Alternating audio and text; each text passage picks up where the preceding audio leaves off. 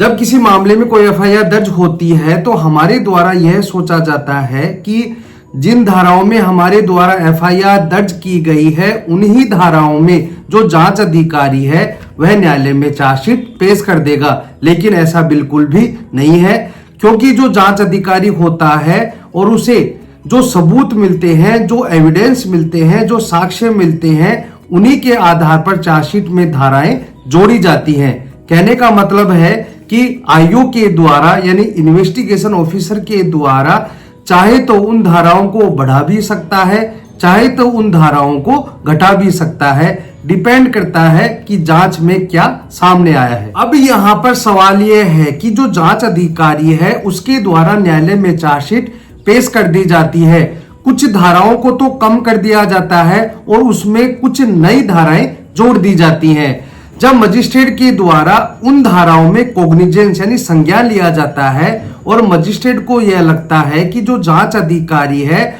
उसने इन धाराओं में चार्जशीट पेश नहीं की है और मजिस्ट्रेट को यह लगता है कि जो जांच अधिकारी है बिना सबूत के यानी कि उनके बारे में कोई सबूत भी नहीं मिला, उसके बावजूद भी जांच अधिकारी ने धाराएं जोड़ दी, तो हमारा सवाल यह है कि कॉग्निजेंस यानी संज्ञान लेते समय मजिस्ट्रेट क्या उन धाराओं को घटा सकता है या बढ़ा सकता है या कम कर सकता है। तो बने रहे वीडियो के अंत तक। मैं मन से एडवोकेट और आप देख रहे हैं हेमंत एलएलबी लॉ।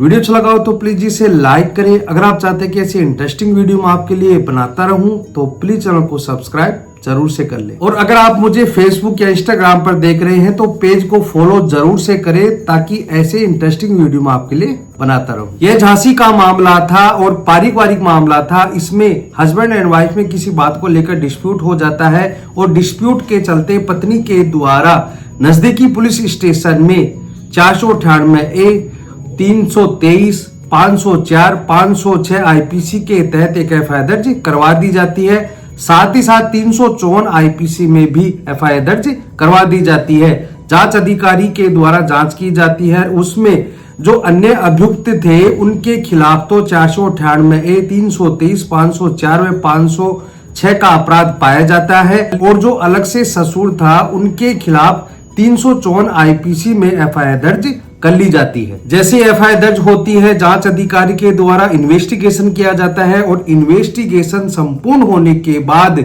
चार्जशीट न्यायालय में पेश कर दी जाती है और ससुर को 354 आईपीसी का अपराधी बना दिया जाता है। जैसे एफआईआर दर्ज होती है तो महिला के 164 व 161 के बयान दर्ज किए जाते हैं। जो 161 सीआरपीसी के बयान है वह अब नई धारा के अनुसार 180 BNSS हो गए हैं और 164 है वह 183 यानी 183 BNSS हो गई है। अब न्यायालय में चार्जशीट पेश हो गई है और न्यायालय में चार्जशीट पेश होने के बाद मजिस्ट्रेट के द्वारा उसमें संज्ञान लिया जाता है और संज्ञान लेते समय पत्नी के एडवोकेट के द्वारा उसमें प्रोटेस्ट पिटीशन लगाया जाता है और उसमें यह प्रेयर की जाती है कि पत्नी ने अपने 161 व 164 सीआरपीसी में अपने ससुर पर अटेम्प्ट टू रेप का आरोप लगाया था, यानी बलात्कार की कोशिश करने का आरोप लगाया था। और पत्नी के द्वारा यह कहा जाता है कि मेरा सारा स्त्री धन भी छीन लिया जाता है, इसलिए 376/511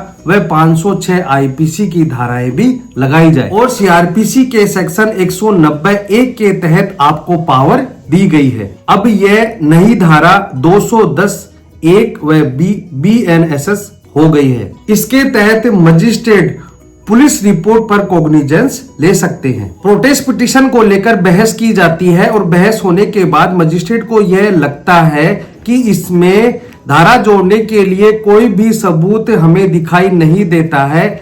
इस कारण जो प्रोटेस्ट पिटीशन थी मजिस्ट्रेट के द्वारा खारिज कर दी जाती है। अब मजिस्ट्रेट के इस आदेश के खिलाफ इलाहाबाद हाई कोर्ट में क्रिमिनल मिसलीनियस रिट दाखिल की जाती है। जो मामला है वह है Nisha Kushwaha versus state of UP. महिला की ओर से जो एडवोकेट थे उनके द्वारा बहस की जाती है और कई जजमेंट्स का भी हवाला दिया जाता है। पहला है Pramatha Nath Mukherjee versus state of West Bengal. दूसरा है Dharampal and others versus state of Haryana. तीसरा है Nahar Singh versus state of Uttar Pradesh. और यह कहा जाता है कि 191B CRPC के तहत आपको पावर दी गई है और जो जांच अधिकारी आपके सामने चार्जशीट पेश करता है उस मटेरियल को देखते हुए अगर उस मटेरियल से आपको यह लगता है कि इसमें धारा बढ़नी चाहिए या घटनी चाहिए तो आप अपने पावर का यूज करके धारा को बढ़ा भी सकते हैं और कम भी कर सकते हैं और उसमें कॉग्निजेंस लेकर सम्मन भी जारी कर सकते हैं। यानी कि मजिस्ट्रेट इन्वेस्टिगेशन ऑफिसर के कंक्लूजन को एक्सेप्ट करने के लिए बाध्य नहीं है। यह महिला के एडवोकेट के द्वारा आर्ग्यू की जाती है। अब जो गवर्नमेंट एडवोकेट होते हैं उनके द्वारा भी आर्ग्यू की जाती है और कई केसों का हवाला दिया जाता है। पहला है state of Gujarat versus Girish Radha Krishna Wardhe. दूसरा है W Kujur versus state of Jharkhand. तीसरा है Sada versus state of UP. इन केसों में यह कहा गया है कि चार्जशीट पेश होने के बाद जब मजिस्ट्रेट के द्वारा कॉग्निजेंस लिया जाता है तो मजिस्ट्रेट के पास दो चॉइस होती हैं। मजिस्ट्रेट केस डायरी या चार्जशीट से एग्री नहीं होता है और उसे डिसएग्री कर देता है तो उसमें कॉग्निजेंस लेने से मना कर देगा और फर्दर इन्वेस्टिगेशन का आदेश कर दिया जाएगा। अदरवाइज अभियुक्त को डिस्चार्ज कर दिया जाएगा। यह बात इन केसों में कही गई है। तो यह बहस की जाती है कि इसमें मजिस्ट्रेट को धारा घटाने और बढ़ाने का पावर नहीं है। इस प्रकार की गवर्नमेंट के एडवोकेट के द्वारा बहस की जाती है और इन सारी बहस को हाईकोर्ट के द्वारा सुना जाता है। जस्टिस अरुण कुमार सिंह देसवाल इस मामले की सुनवाई कर रहे थे और 21 अप्रैल 2025 को इसमें जबरदस्त जजमेंट दिया गया है और हाईकोर्ट के द्वारा भी इसमें कई जजमेंट्स का हवाला दिया जाता है। हाईकोर्ट के द्वारा यह कहा जाता है कि जब पुलिस अधिकारी के द्वारा न्यायालय में चार्जशीट पेश की जाती है तो पुलिस के कंक्लूजन को एक्सेप्ट करने के लिए मजिस्ट्रेट बाध्य नहीं है। मतलब कि जांच अधिकारी ने जो चार्जशीट में धारा लगाकर भेजी है उसे एक्सेप्ट कर ले, उसके लिए मजिस्ट्रेट बाध्य नहीं है। सुप्रीम कोर्ट के एक और जजमेंट्स का हवाला दिया जाता है। Fakhruddin Ahmed versus state of Uttaranchal 2008 का यह मामला है। इन केसों का हवाला देते हुए हाईकोर्ट के द्वारा यह कहा जाता है कि मजिस्ट्रेट इन धाराओं को घटा भी सकता है और बढ़ा भी सकता है। BNSS के सेक्शन 210(1)B में संज्ञान लेते समय। हालांकि जो एक केस था जो मैंने आपको पहले बताया था इसमें हाईकोर्ट ने यह पाया कि इसमें ऐसा कोई भी मटेरियल नहीं है जिसके तहत 376/511 व 406 IPC धारा जोड़ी जाए और कोई भी सबूत मटेरियल नहीं होने के कारण इसमें प्रोसेस जारी नहीं की जा सकती।